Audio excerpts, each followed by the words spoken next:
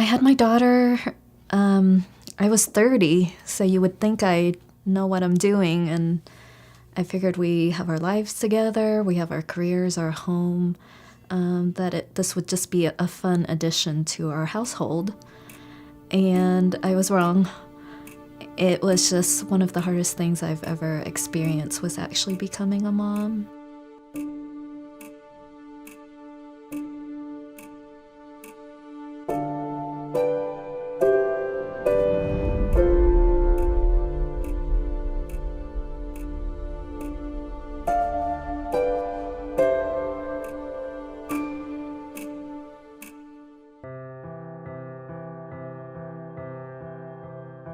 My name is Tyann, and I am a mental health therapist.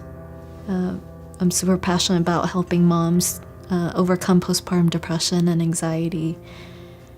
And I'm also a mom of a 2.5-year-old. And I think my journey through my own struggle with postpartum depression and anxiety has really ignited a fire in me to just help spread the word about postpartum depression and anxiety and help others overcome it as well.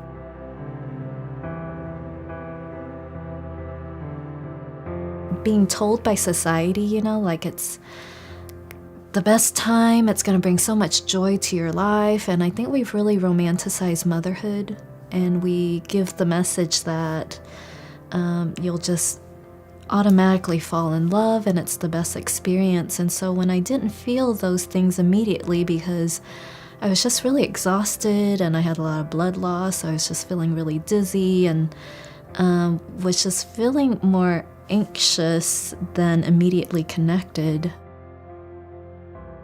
I thought, well, there's something wrong with me for not immediately bonding with her and feeling like this is the happiest experience.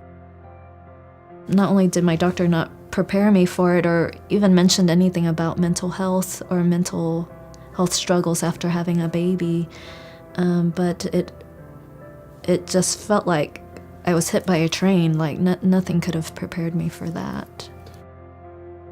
With depressive symptoms, the loss of self-esteem and the hopelessness and the tearfulness and just not feeling like myself, but the anxiety I felt like was just even more terrifying, which was just like not being able to rest. Like my mind just kept racing of all the worst things that could happen. Like I just thought like, okay, she's gonna have failure to thrive, she's not eating enough. All of just the fears of like, she's gonna die and this is gonna be the most shameful experience that I couldn't even raise my baby. Guilt and shame, I think, was a big part of it too, on not being able to engage with her the way that I should or that I was supposed to. I truly felt like I was the worst mom in the world and everyone is doing this better than I am. And I really believed that, to the point where one day I had asked my mom to take my baby. Like, if she would care for her, I'll help her pay for whatever she needed. And that really scared her because I was serious. So those symptoms, along with just the loss of pleasure in life, and just really, I just knew I wasn't myself. There was just kind of a haze. Even though I was a therapist already in practice for 7 years, and I knew postpartum depression and anxiety existed, I just never really thought it happened to me. And I think that's true for all of us. Like, we know it exists, but we don't really plan for it to happen to us. And so I really didn't expect any of it. I've always loved kids, so I really thought it was really going to be like the vision of what we're told motherhood was going to be like. I thought it was going to be joyous and happy. So symptoms I really didn't expect were just feeling so down and crying so regularly. I didn't expect feeling so discouraged and hopeless that I would pray to not wake up. That was an experience I've never had before in my entire life, so that's still painful to talk about now. But middle of the night, being terrified of the breastfeeding, how painful it was. Am I going to be able to soothe her when I can't feed her? And I just thought, it would be nice to not wake up.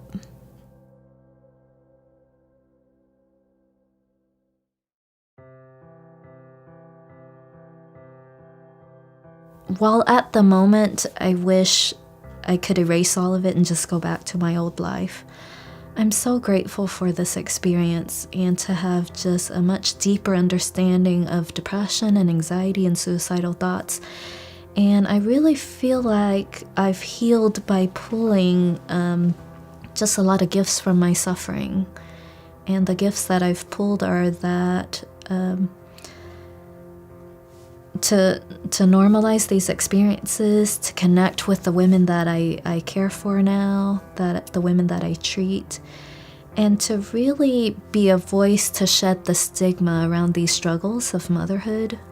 Whether it's depression or not, all moms are going to have some of these feelings and experiences to some extent. And it's been such a journey that I'm really grateful for, that it's led me to where I am today, that I can work with moms every day, and they really inspire me. And I see their love for their babies drive them to get better and drive them to do the hard work that they do. And I just want to take that back for the world. The message that I really want people to know is that it's okay to not feel all those things. It's okay to not be perfect and to be super mom. And that it's actually healthy and it's human to get in touch with our sadness around this and our grief around this. And yes, it's gonna feel lonely at times.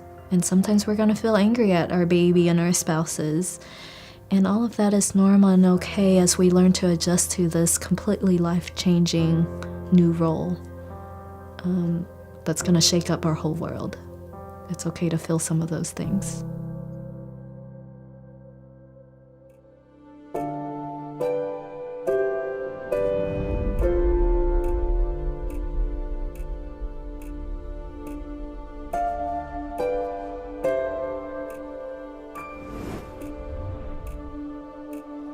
A program of your Oklahoma State Department of Health.